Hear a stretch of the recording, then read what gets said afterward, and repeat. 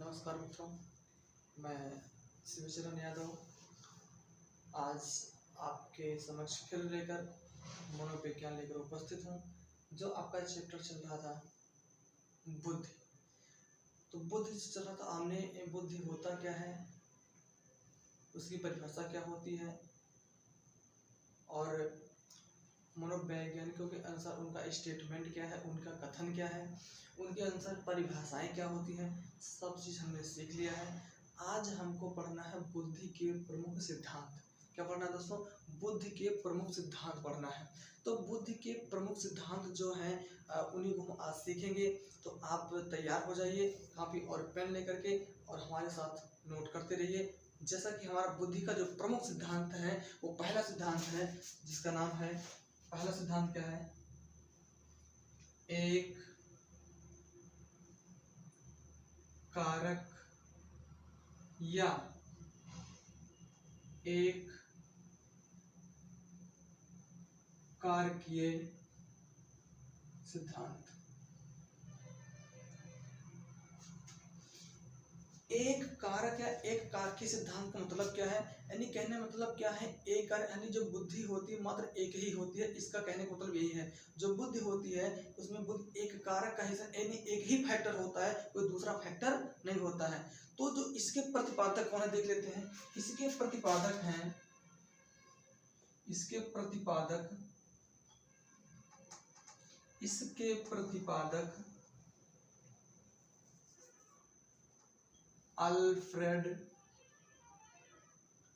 Alfred बिने। कौन है दोस्तों? इसके प्रतिपादक कौन है? अल्फ्रेड बिने है। तो एक कारक या एक कारकीय सिद्धांत किसने दिया है दोस्तों? ये दिया है अल्फ्रेड बिने ने दिया है। तो अल्फ्रेड बिने ने कहा जो व्यक्ति के पास बुद्धि होती है उसमें एक ही फैक्टर होता है, कोई दूसरा फैक्टर नहीं होता, इसलिए इसे एक कारक या एक कारकीय सिद्धांत कहा जाता है। ठीक है ना?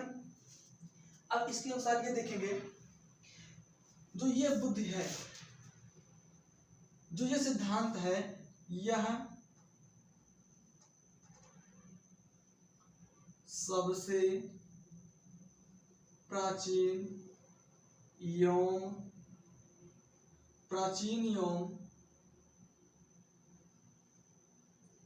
सबसे पहला सिद्धांत था। जो बुद्धि के रूप में जो पहला सिद्धांत निकल कर आया वो एक कारक या एक कारकीय सिद्धांत आया। इसको दिया था, किसने दिया? अल्फ्रेड बिने ने दिया, और यह सबसे प्राचीन एवं सबसे पहला सिद्धांत था। दोस्तों इसको हमारे साथ नोट करते रहिए, कौन था? पहला सिद्धांत था। तो प्रतिपादक तो अल्फ्रेड बिने हो गए। यह सबसे प्राचीन एवं सबसे पहला सिद्धांत था। देखिए जो सिद्धांत आया इसका सहयोगी कौन थे? सहयोगी थे स्टर्न और टर्मन थे। कौन कौन थे? एक कारक सिद्धांत किसने दिया दोस्तों? अल्फ्रेड बिने ने। उनके सहयोगी कौन थे? इनके सहयोगी थे स्टर्न और टर्मन। तो यह सबसे प्राचीन एवं सबसे पहला सिद्धांत था। इसको यूं भी कह सकते हैं, यह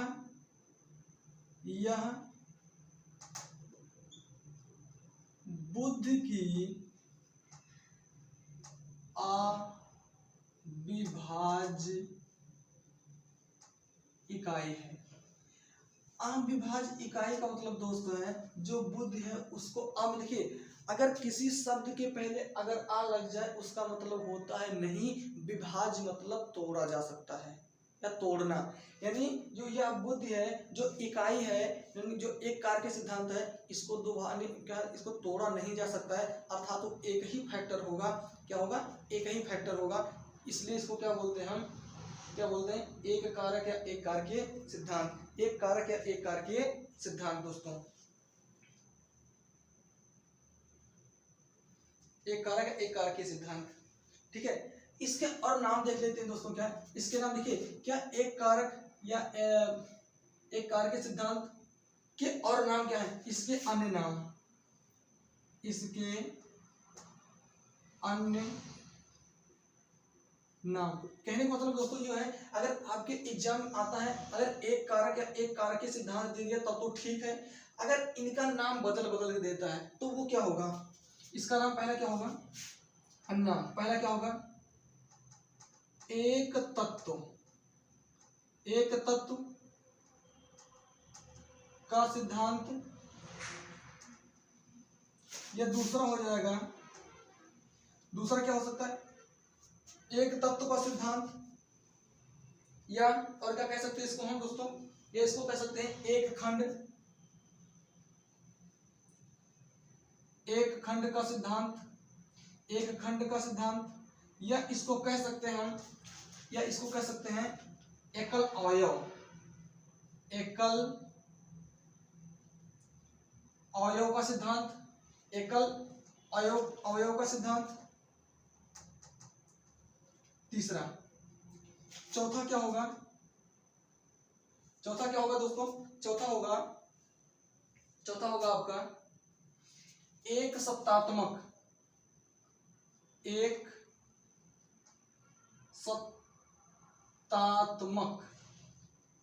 एक सत्तात्मक का सिद्धांत, एक सत्तात्मक का सिद्धांत, एक सत्तात्मक का सिद्धांत। अन्य नाम होंगे। इस जो आपका पहला सिद्धांत है एक कारक या एक कारकीय सिद्धांत, इसके जो अन्य नाम है एक तत्व का सिद्धांत, या एक खंड का सिद्धांत, या एकल अवयव का सिद्धांत, या एक सत्तात्मक का सिद्धांत, ये इसके अन्य नाम हो गए। क्या हो गए, अन्य नाम हो गए। तो ठीक है दोस्तों, ये हो गया हमारा पहला बुद्ध के जो प्रमुख सिद्धांत में पहला कारक हमारा होगा, या पहला सिद्धांत हो गया एक कारक या एक कारकीय सिद्धांत। ठीक है दोस्तों, इसको नोट कर लीजिए, थोड़ा हट जा रहे, या स्क्रीनशॉट लेना, स्क्रीनशॉट ले लीजिए। ठीक है, या दोस्तों इसको हम कह सकते हैं, या इसको हम कह सकते हैं कि इस सिद्धांत को, इस सिद्धांत को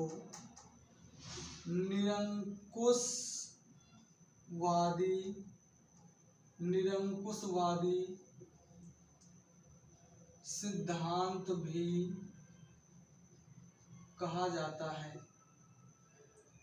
निरंकुशवादी सिद्धांत भी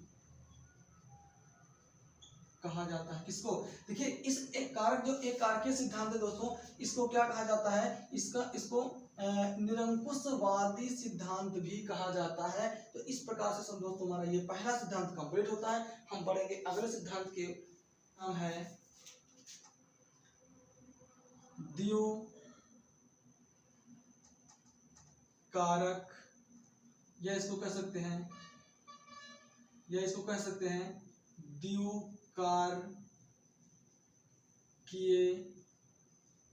सिद्धांत, द्विकारकीय सिद्धांत।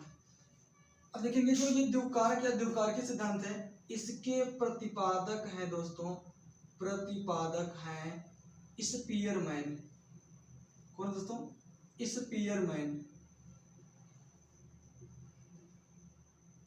स्पीयरमैन। जैसा कि वहां पर हमारा अल्फ्रेड बिने के अनुसार क्या था, अगर किसी व्यक्ति के पास अगर बुद्धि है और एक बुद्धि है, यानी उसको वो अविभाज्य है, उसको तोड़ा नहीं जा सकता है, वैसे स्पीयरमैन कहते हैं जो व्यक्ति होता है उस व्यक्ति की दो बुद्धि होती है। क्या होती है दोस्तों, व्यक्ति के पास दो बुद्धि होती है। तो दो बुद्धि होती है, देखेंगे दो बुद्धि में क्या क्या है। दोस्तों स्पीयरमैन ये कहाँ के थे, ये इंग्लैंड के थे। कहाँ के दोस्तों, ये स्पीयरमैन थे जो ये थे इंग्लैंड के थे। कहाँ के थे दोस्तों, ये जो स्पीयरमैन ये थे, ये हमारे क्या थे, ये इंग्लैंड के थे। ठीक है, जो ये बुद्धि है, जो द्विकारक बुद्धि है, यानी कहने का मतलब इसमें क्या होता है, दो बुद्धि होती है। जो दो बुद्धि होती है, एक का नाम देते हैं GF, यानी इसको बोलते हैं जनरल फैक्टर, एक होता है SF। क्या होता है, SF। Standard factor. क्या होता है? Standard factor. एक जनरल फैक्टर होता है जिसको कहते हैं सामान्य कारक, सामान्य कारक। एक दूसरा होता है जो आपका होता है स्टैंडर्ड, एंड इसको बोलते हैं विशिष्ट कारक। क्या होता है? विशिष्ट कारक।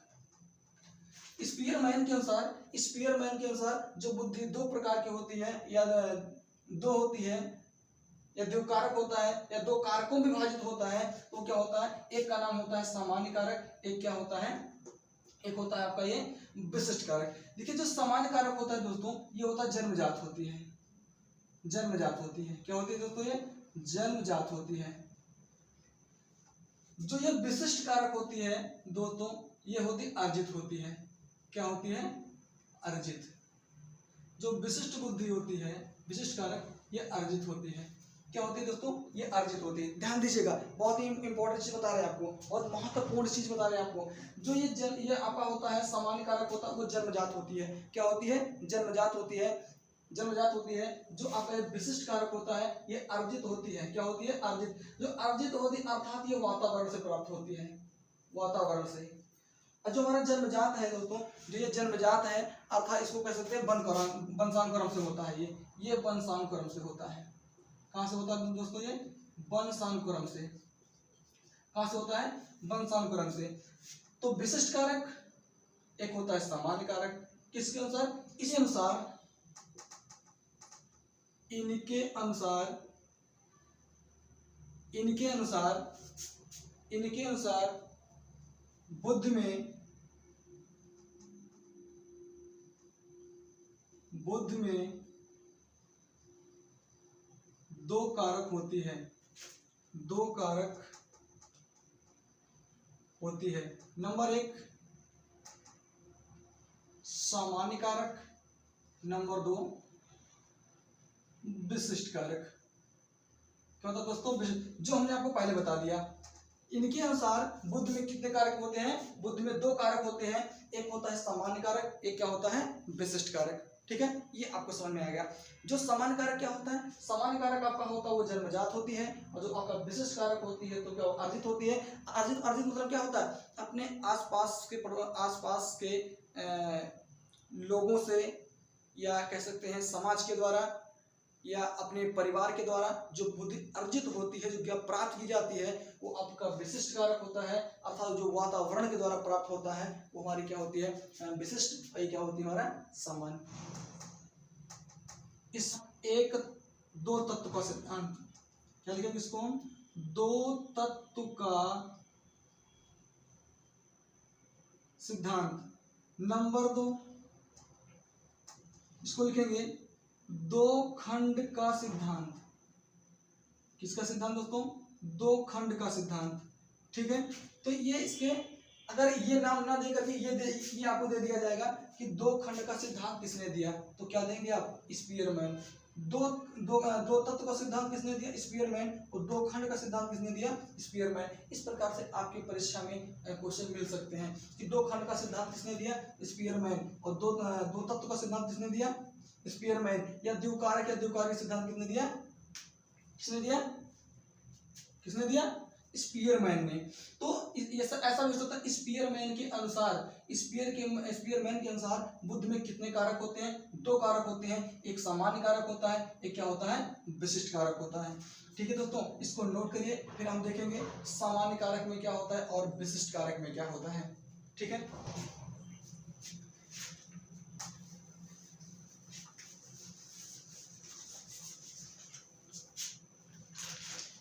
दोस्तों पहला एडिंग रहेगा हमारा सामान्य कारक। क्या रहेगा दोस्तों? सामान्य कारक। सामान्य कारक, इसको कह सकते हैं GF, जनरल फैक्टर। क्या कहेंगे दोस्तों इसको हम? General factor. तो इसको हम कह सकते हैं जो इसका निर्धारण, जो सामान्य कारक का निर्धारण होता है, इसका निर्धारण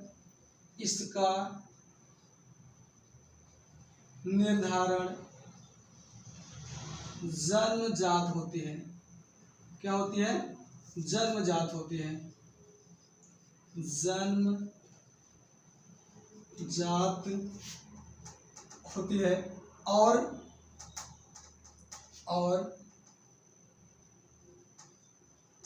स्पीयरमैन ने इसे सबसे महत्वपूर्ण माना है। क्या किया है? तो स्पीयरमैन ने क्या माना? इसको सबसे महत्वपूर्ण माना है।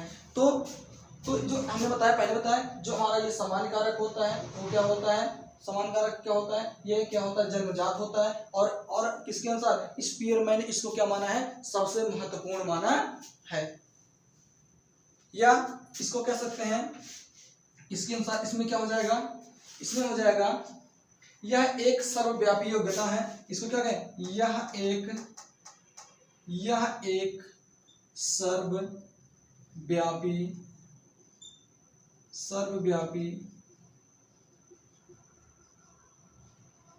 योग्यता है। क्या है? जो सामान्य कारक है वो क्या है? यह एक सर्वव्यापी योग्यता है। यह एक सर्वव्यापी योग्यता है। इस कारक को सामान्य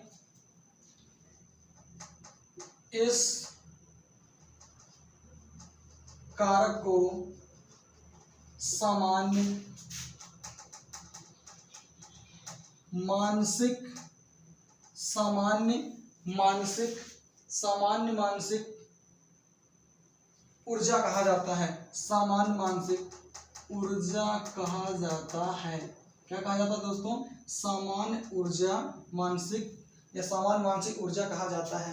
तो स्पीयरमैन के अनुसार जो आपका सामान्य कारक होता है, यह क्या होता है? इसका निर्धारण जन्मजात होती है। क्या होती है? जन्मजात होती है। और स्पीयरमैन ने इसे क्या माना? सबसे महत्वपूर्ण माना, क्योंकि क्या बुद्धि क्या होती है? जो ये कारक होता है जन्मजात होता है, किसी की देन नहीं होती है, ये प्राकृतिक होती है। कहने मतलब क्या है? प्राकृतिक होती है। और यह एक सर्वव्यापी योग्यता है। और इस कारक को सामान्य मानसिक ऊर्जा कहा जाता है। यानी सामान्य मानसिक ऊर्जा क्या है? जो निहित है, जो क्या है? प्राकृतिक रूप से निहित है। जो प्राकृतिक रूप से निहित है, इसलिए उसे क्या? सामान्य मानसिक ऊर्जा कहा जाता है। ठीक है दोस्तों, इसको नोट कर लीजिए। अगला फैक्टर हमारा है, अगला फैक्टर जिसे बोलते हैं हम विशिष्ट कारक। विशिष्ट कारक क्या होता है दोस्तों? यह अर्जित होती है। क्या होती है? यह अर्जित होती है, या इसको कह सकते हैं यह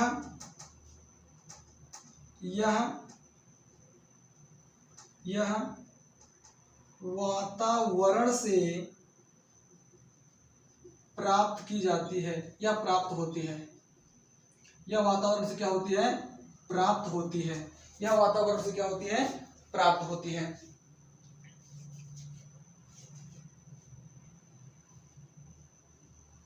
स्पीयरमैन ने इसको कह सकते हैं स्पीयरमैन ने इसे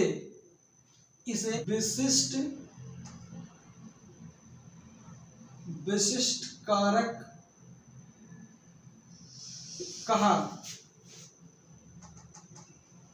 क्योंकि इस पर शिक्षण या कह सकते हैं प्रशिक्षण का बहुत अधिक प्रभाव पड़ता है। बहुत अधिक प्रभाव पड़ता है। बहुत अधिक प्रभाव पड़ता है। स्पीयरमैन ने इसे विशिष्ट कारक कहा। क्यों कहा? क्योंकि इस पर जो शिक्षण प्रशिक्षण का बहुत अधिक प्रभाव पड़ता है। जैसे कोई बालक विद्यालय, स्टार्टिंग विद्यालय जाता है, तो इतना बड़ा या इतना ज्ञान उसके पास नहीं होता है, या उसके पास इतनी बुद्धि नहीं होती है कि तुरंत जा करके अगर जो पढ़ाया तुरंत सीख ले। तो धीरे धीरे उसको शिक्षा दी जाती है, पढ़ाया जाता है, तो धीरे धीरे उसकी बुद्धि में क्या होती है? ग्रोथ होती है, बढ़ती है, ज्ञान बढ़ता है। तो क्या है? जो ज्ञान बढ़ता है यानी क्या करता है? विद्यालय से प्राप्त करता है या बाह्य वातावरण से प्राप्त करता है। तो इसलिए इसको क्या कहा स्पीयरमैन ने? विशिष्ट कारक कहा। क्या कहा? विशिष्ट कारक कहा। तो विशिष्ट कारक पर प्रभाव सबसे किसका? विशिष्ट तत्व, या इसको लिख सकते हैं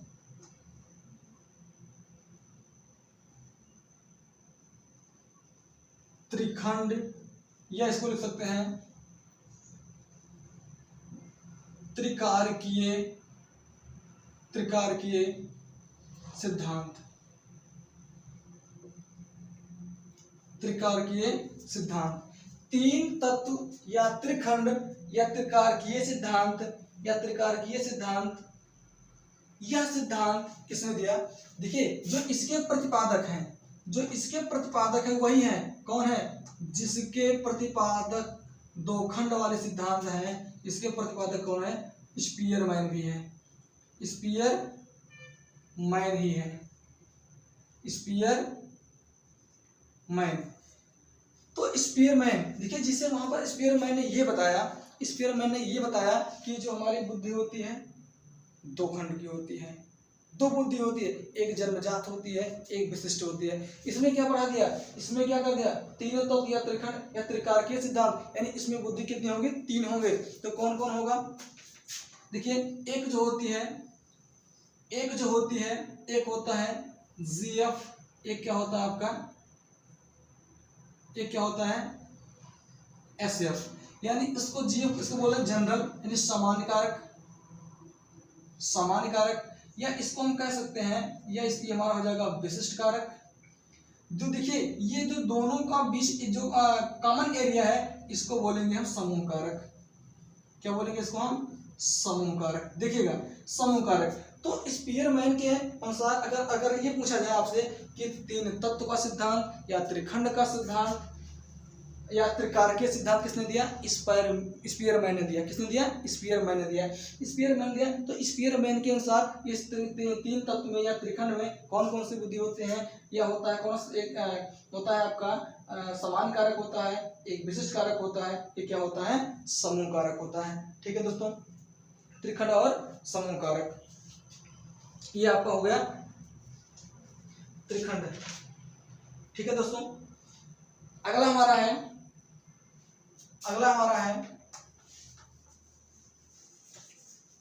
बहुकारक। अगला हमारा क्या है दोस्तों? अगला हमारा है बहुकारक का सिद्धांत। तीन हो गया, चौथा बहुकारक का सिद्धांत। बहुकारक का सिद्धांत, बहुकारक का सिद्धांत। बहुकारक से इसके प्रतिपादक या जनक कह सकते हैं, इसके प्रतिपादक कौन है दोस्तों? थॉर्नडाइक है। कौन है? थॉर्नडाइक है। इसके प्रतिपादक कौन है दोस्तों? इसके प्रतिपादक हैं थॉर्नडाइक है। कौन है? थॉर्नडाइक है। तो थॉर्नडाइक का कहना क्या है? बुद्धि एकल नहीं होती है, अर्थात दो कारक नहीं, दो कारकीय नहीं होता है, त्रिकारक नहीं होता है, तीन तत्वों में, अर्थात क्या होता है? जो बुद्धि होती है बहुत सारी बुद्धि होती है। जो बुद्धि होती है उसमें छोटे छोटे कई कारक होते हैं। इसे ये मान लीजिए समझने के लिए, मान लीजिए ये क्या है? एक बुद्धि है। ये क्या है आपका? मान लीजिए जीएफ, यानी क्या? ये क्या? जनरल फैक्टर, अर्थात ये सामान्य कारक है। जो बुद्धि आपके पास है वो क्या है? वो क्या है? बुद्धि। वो जो बुद्धि आपका है ये जन्मजात है। क्या है? जन्मजात है। जो बाहर से बुद्धि अर्जित की जाती है, जो विशिष्ट कारक हो, जो वातावरण है, छोटे छोटे बुद्धि क्या हो? जो अर्जित किए जाते हैं, अर्थात छोटे छोटे अणुओं से मिलकर बनी होती है। क्या होती है? छोटे छोटे अणुओं से। तो ये आपका क्या हो जाएगा? ये एसएफ हो जाएगा। एसएफ अर्थात क्या हो जाएगा? विशिष्ट हो जाएगा। ये आपका सामान्य कारक हो गया, जो क्या होता है? जन्मजात होती है, जो बाहर से वातावरण से क्या है? वातावरण से जो अर्जित की गई है। तो ये हो गया किसके अनुसार? ये हो गया आपका थॉर्नडाइक के अनुसार। थॉर्नडाइक क्या कहते हैं? जो बुद्धि होती है एक कारक ना होकर के उसमें अनेक छोटे छोटे पार्टों से मिलकर या जुड़ करके बुद्धि का निर्माण होता है। क्या हो जाएगा? बहुकारक हो जाएगा। तो बहुकारक सिद्धांत किसने दिया? थॉर्नडाइक ने दिया। किसने दिया? थॉर्नडाइक ने दिया। थॉर्नडाइक ने। देखिए इससे क्या कहते हैं? इसे बालू का सिद्धांत भी कहते हैं। इसे बालू का सिद्धांत भी कहते हैं। बालू का सिद्धांत, आप बालू जानते हैं, जो रेत होता है छोटे छोटे पार्टिकल होते हैं, छोटे छोटे पार्टिकल को इकट्ठा कर दिया जाए तो क्या बड़ा हो जाएगा। उसी प्रकार जो ये बाहर से छोटे छोटे बुद्धि अर्जित किए जा रहे हैं, तो इसीलिए इनको क्या कहा जा रहा है, बालू का सिद्धांत कहा जा रहा है। यानी अगर आपसे ये पूछा जाए बालू का सिद्धांत किसका है, तो थॉर्नडाइक, किसका है, थॉर्नडाइक का है। या बालू का सिद्धांत किस सिद्धांत के अंतर्गत आता है, तो आप कहेंगे बहुकारक सिद्धांत के अंतर्गत आता है।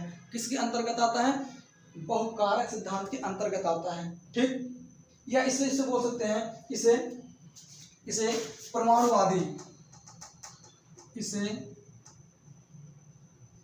परमाणुवादी सिद्धांत भी कहा जाता है।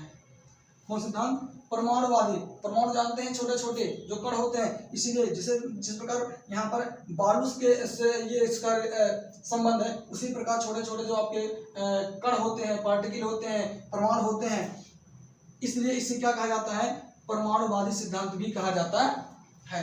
ठीक है ना, परमाणुवादी सिद्धांत कहा जाता है।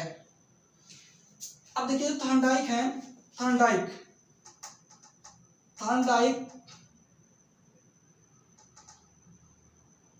ने स्पीयरमैन, जो थॉर्नडाइक है दोस्तों, वो स्पीयरमैन के जी कारक का विरोध किया है। जी कारक का क्या किया है, जो थॉर्नडाइक स्पीयरमैन के जीएफ यानी कौन, इसको लिख सकते हैं सामान्य कारक। कौन कारक, सामान्य कारक का विरोध किया है। क्या किया है, विरोध किया, तथा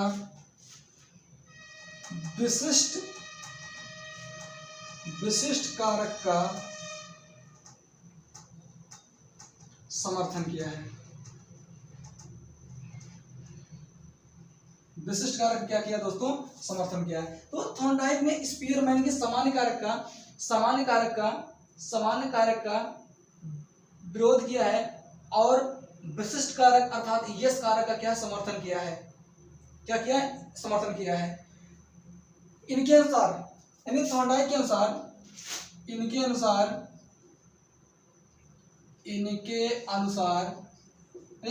किसके, थॉर्नडाइक के अनुसार। थॉर्नडाइक का कहना क्या है, थॉर्नडाइक के अनुसार बुद्धि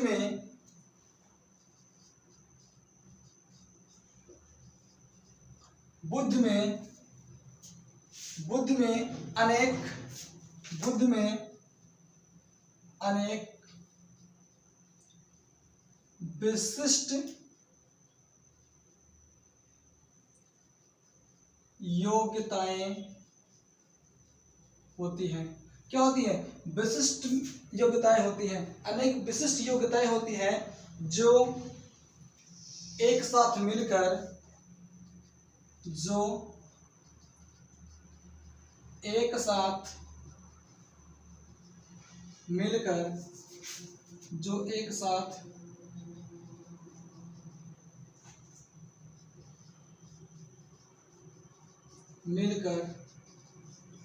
कार्य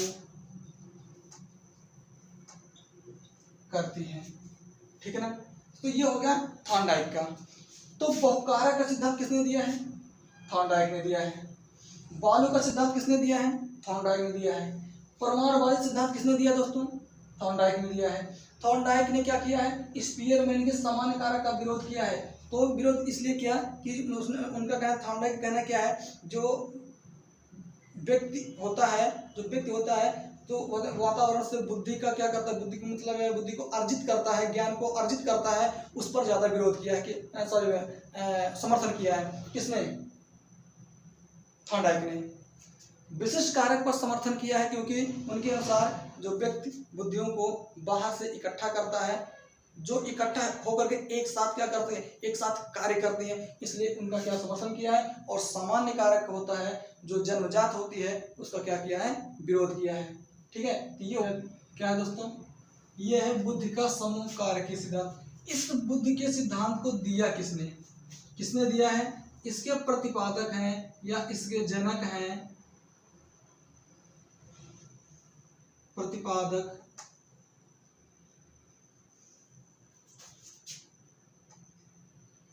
थर्स्टन। कौन दोस्तों? थर्स्टन है।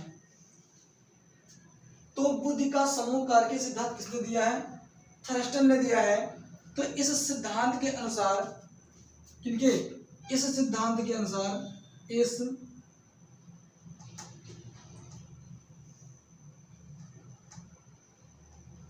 सिद्धांत के अनुसार इस सिद्धांत के अनुसार बुद्धि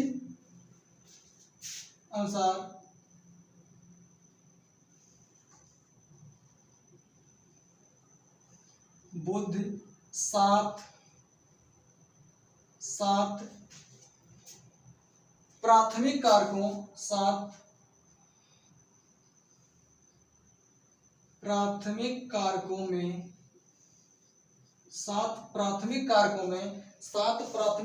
में या कह सकते हैं 7 प्राथमिक कारकों से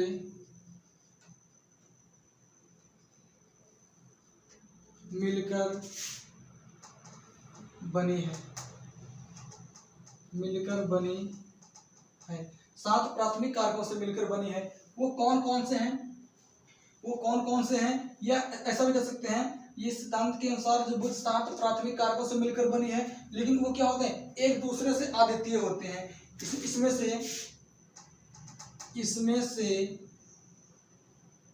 प्रत्येक कारक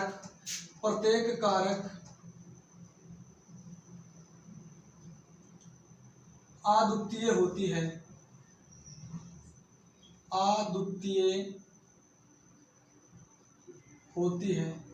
क्या होती है? अद्वितीय होती है। यानी कहना मतलब क्या होता है? एक दूसरे से अलग अलग होते हैं।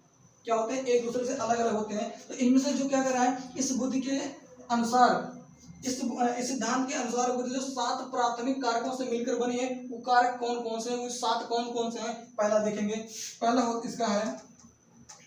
पहला है जिसे कहेंगे हम भाषाई बुद्धि। या उसको बोलते हैं शाब्दिक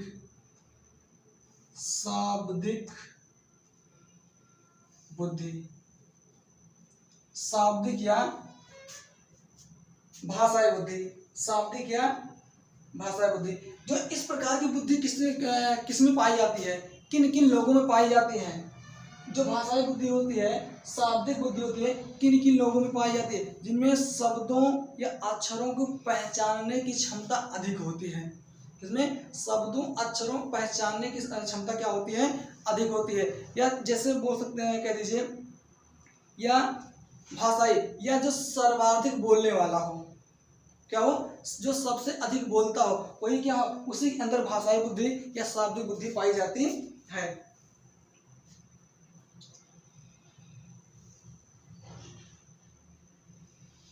या इसके बारे में लिख सकते हैं हम, जिस व्यक्ति में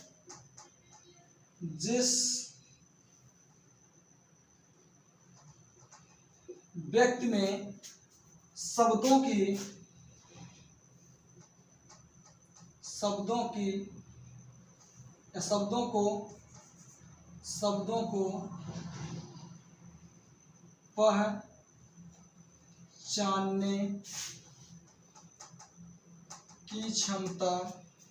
पहचानने की क्षमता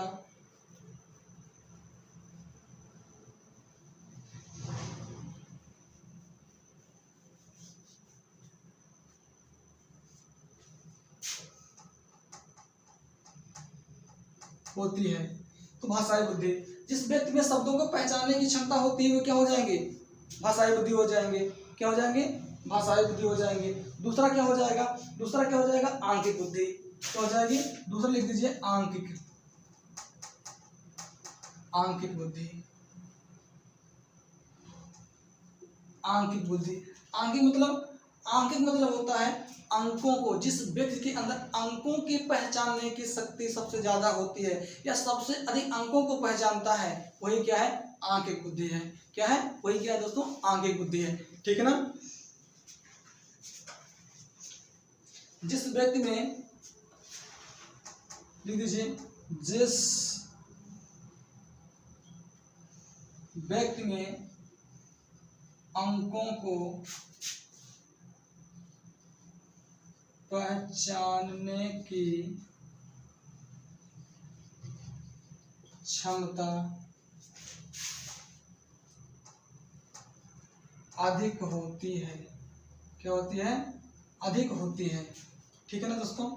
ये हो गया, इसमें एक हो गया, दो हो गया, 7 है, हमको 7 पढ़ना है, तो इसको नोट कर लीजिए। फिर अगला हम देखेंगे, अगला हमारा इसको लिखेंगे, जिस व्यक्ति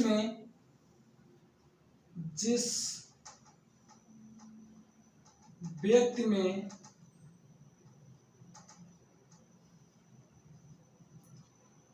कल्पना करने की क्षमता अधिक हो। यानी स्थानीय बुद्धि में क्या होता है, या दैसिक बुद्धि में या दैसिक कारक में क्या होता है, जिस व्यक्ति के अंदर सबसे ज्यादा कल्पना करने की क्षमता हो, सबसे ज्यादा सोचने की क्षमता हो, तो क्या होता है, स्थानीय बुद्धि। क्या होता है, स्थानीय बुद्धि। अगला हो जाएगा हमारा तार्किक हो जाएगा। क्या हो जाएगा, तार्किक बुद्धि। चौथा हो जाएगा ये तार्किक बुद्धि।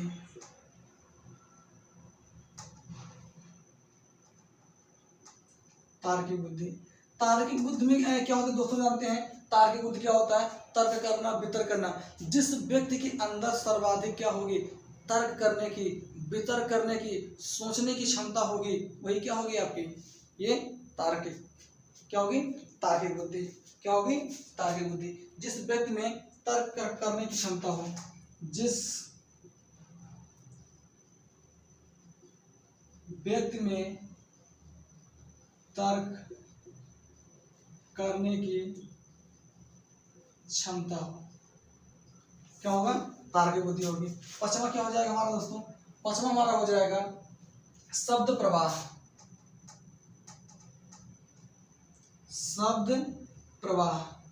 शब्द प्रवाह यानी जो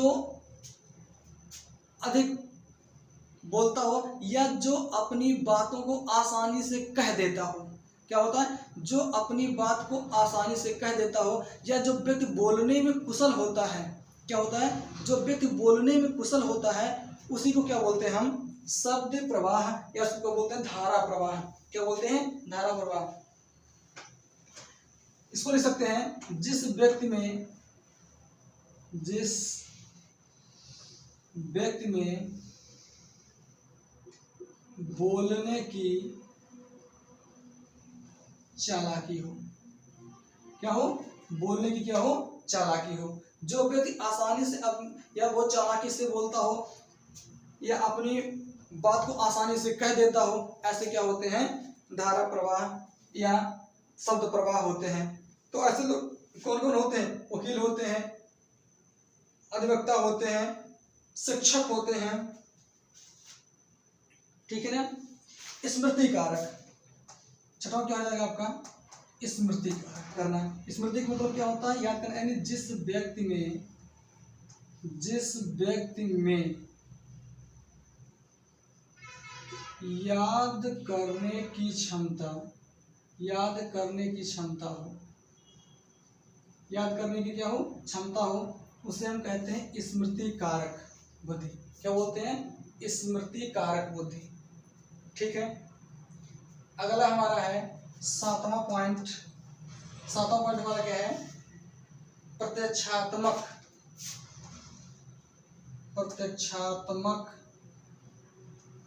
या इसको कह सकते हैं हम गतिशीलता कारक। प्रत्यक्षात्मक गतिशीलता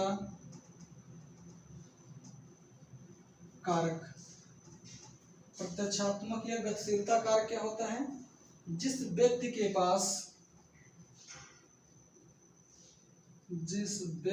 पास जिस व्यक्ति के पास प्रत्यक्ष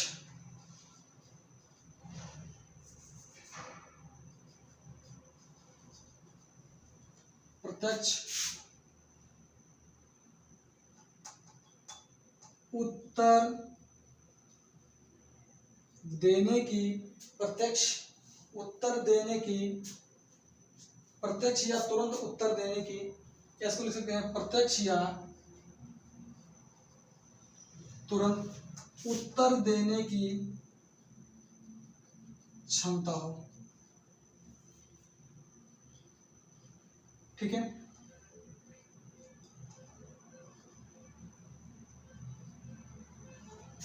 प्रत्यक्ष या तुरंत उत्तर देने की क्षमता हो। तो यहाँ पर हमने 5 सिद्धांत को देख लिया है, 5 सिद्धांत को हमने देख लिया है। अब जो आगे के शेष सिद्धांत बचे हैं, आगे सिद्धांत हम कल देखेंगे। ठीक है, तो तब तक के लिए आप हमारे वीडियो को पढ़ते रहिए, शेयर करिए, सब्सक्राइब करिए। जय हिंद, जय भारत।